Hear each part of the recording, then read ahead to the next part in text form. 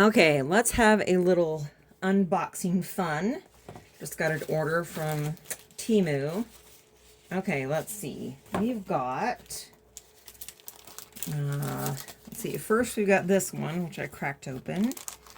And we've got the words with the coordinating dies to cut them out. Next we've got this one. Let's crack this one open. Okay, and we've got some, so we've got coordinating, we've got the branches, we've got some pine needles, some pine cones, and some generic greetings. And then we have some coordinating dies there.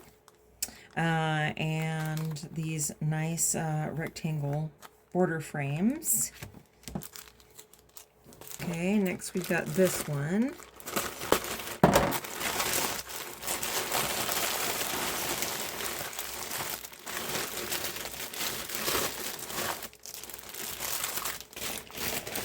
Okay, so let's go through this one by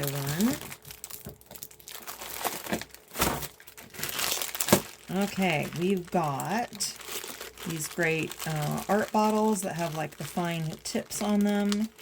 So they could be used for glue or paint or ink or anything like that. I might order more of those. That's pretty good.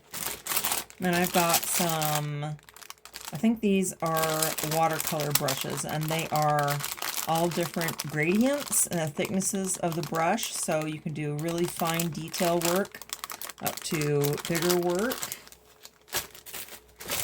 And then I've got these different watercolor brushes. Well, I'm totally going to have a blast with that. Okay, and I've got this fun stencil with numbers. Definitely be using that. I should play with that tomorrow, see what I can do. And I've got a few non-craft things. I've got an oil spray bottle, which I've needed for olive oil. A little purse and a spatula. I'll put those aside. And then for craft things, I've got some earring backings.